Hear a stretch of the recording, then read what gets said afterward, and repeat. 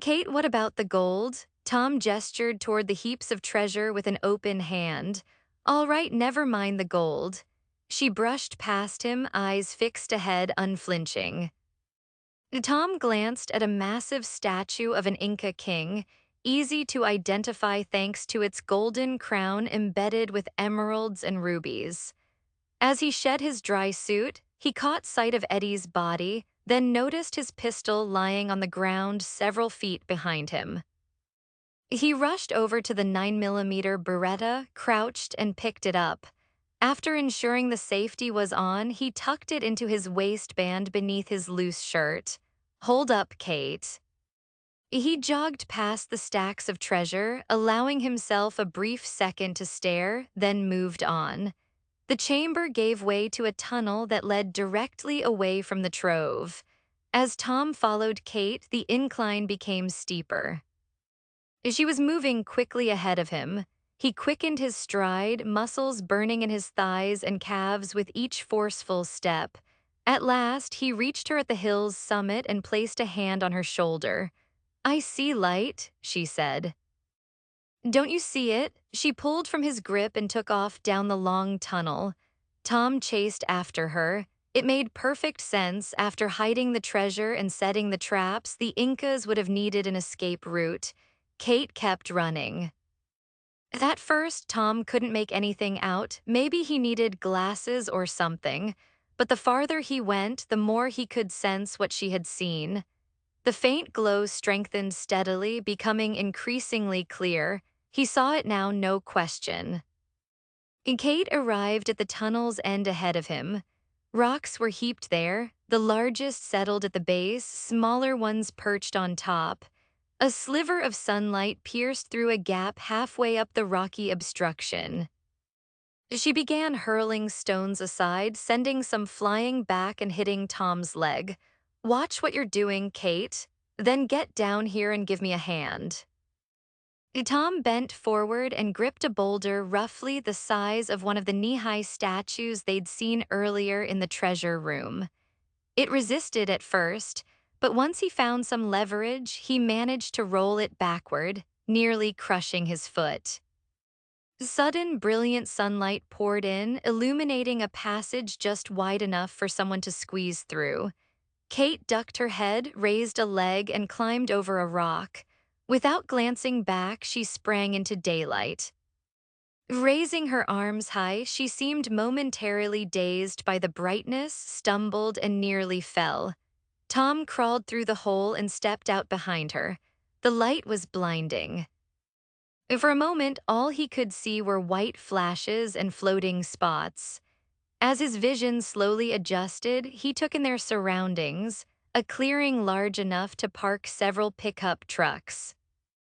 At the edge, the mountainside dropped sharply for hundreds of feet, with no visible access to the ledge short of expert climbing. Before he could speak, Kate was already on the phone. "We found the gold. There's a cave along a mountainside. There's a flat area here, enough space to land a helicopter. Just give me back my daughter." Kate listened closely to the voice on the other end. "He's still in there, drooling over the treasure." She paused. "I can't go back for Eddie. He's the one who told me to call you." Another pause. "All I want is my daughter." Click. Now all they could do was wait. "I've got a bad feeling about this," Tom muttered. "Once they get their gold, why would they bother killing us?" "Because that's how villains operate, Tom. They don't let witnesses live. What do you think they'll do when they find their friend inside with a hacked-off head?" Kate paced nervously, hands slicing the air with every word. "So what's our move then? They still have Savannah. Our actions depend on how many of them show. The larger the group, the more cautious we'll need to be. Suppose it's 3 or maybe 4 of them." "Then we use the element of surprise," Tom replied, retrieving a pistol, displaying it briefly before tucking it into the front of his pants. "And Savannah, we have to be careful. One step at a time," he said resolutely. "We lead them to the gold. At the right moment, I'll make my move. As soon as I do, grab Savannah and run." A deep thudding interrupted them, rotor blades reverberating across the mountainside. The kidnappers were already nearby. After all, tracking Tom and Kate's location with the satellite phone would have been easy. As the noise grew louder, Tom looked up. "They're on their way," he warned. Moments later, a sleek black helicopter emerged into view and descended near the cave entrance. Wind and dust swirled around them, stinging his eyes and making it hard to see. The sound was overwhelming, roaring like a tornado's fury. Gradually, the rotor slowed and stopped, revealing two men stepping out while the pilot remained at the controls. One of them gripped a little girl by the arm, Savannah. Tom saw his daughter clearly for the first time. With her mom's chestnut hair and warm brown eyes, she was even more beautiful than he'd imagined. His eyes shifted to the clear leader, confident, dark slacks, a white long-sleeved shirt and brown hair. Cool and poised, he slipped his sunglasses off and stowed them in his shirt pocket. Next to him, another man with jet black hair to his collar held Savannah by the arm. Both carried handguns at their waists.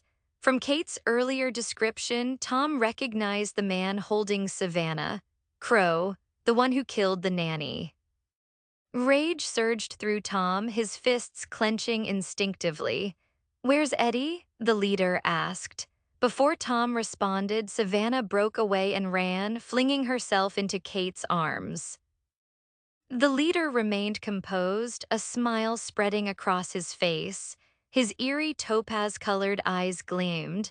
"Call me Benson, my partner's name isn't important. Show me where Eddie and the gold are. It's inside the cave." Down a slope in an open chamber. Kate led the way with Savannah, followed by Tom, while the two men brought up the rear. As they neared the cave's depths, the pace quickened. Upon reaching the narrow tunnel, Benson moved up on Tom's right, Crow to his left.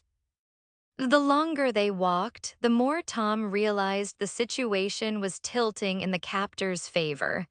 If they discovered Eddie's body first, he might lose the only chance to act. Standing here in confined space, tighter than the chamber ahead, he slammed his shoulder into Crow, hurling him into the cave wall like a human battering ram. Crow collapsed under the force. At the same moment, Tom yanked his gun from his waistband. Benson lunged forward, drew his firearm, and squeezed off a shot. The bullet ricocheted sharply against the rock wall inside the cave. Tom fired back, his shot soaring too high, the roar of the weapon hammering his ears. Panic surged as his pulse climbed into his throat, overtaken by a chilling realization. Death was a possibility, his own and that of those he cherished. The harsh reality struck him. Perhaps no one would survive this. As motes of cave dust swirled in the stale air, Tom kept his aim steady despite trembling hands, eyes sharply trained on his foe. Benson stood up, a smug grin stretched across his face. Without warning, Tom used his free arm to slam his elbow into Crow's chin with the force of a hammer, feeling the man go limp helplessly beneath him. In the cavern's shadowy recesses, Savannah clung to Kate, tears streaking her face. One adversary down, one still ahead as Tom scrambled to his feet. With his back turned toward Kate and Savannah, Benson clucked his tongue and remarked, "Seems we've got ourselves a standoff." "It looks that way," Tom replied, wincing at the gravelly edge to his voice. "Where's Eddie? He should have come running at the sound of gunfire." The backstabber got himself tangled in one of the Inca's traps. Poor guy didn't make it. Let's just say he literally lost his head, no backup from him. The muffled cry from Savannah echoed from deeper in the cave. Kate must have led her even farther back into the shadows. Benson gave a subtle twitch, fighting the instinct to glance behind. "What's next then?" Tom asked. "I'm only after the gold. Big payday ahead. You and your family can hop aboard the chopper back to Bono's, then you're free to go. Is that so? Scout's honor. Well, that's real generous of you. A faint sound, a soft shuffle, dive boots quietly hurrying behind Benson reached Tom. Then came a scuff over the stone floor, the briefest flicker of Kate in motion. Benson began to pivot. Hey, Tom called, a calculated distraction. Benson's eyes flicked to Tom just in time for Kate to bring a hefty rock smashing down onto the back of his skull. As the man crumpled to the ground, Tom raised his eyebrows at the sight. Kate, frozen, still clutched the stone.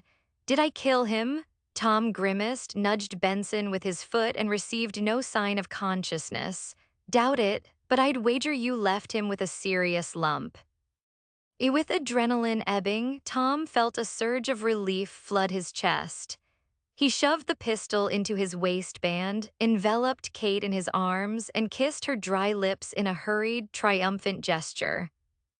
When the kiss broke, he caught sight of Savannah tugging on her mother's shirt. Tom grinned, wide, Texan style. How'd you keep her safe? I found a hiding spot for her behind that enormous statue of an Inca king.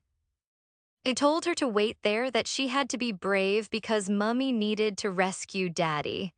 Savannah looked up at him, her eyes rich and brown as chocolate. The warmth of her innocence melted Tom's heart. Just then, he heard something scrape across the rough cave floor. Turning around, he spotted Crow, wearing a chilling smile and aiming a gun directly at them.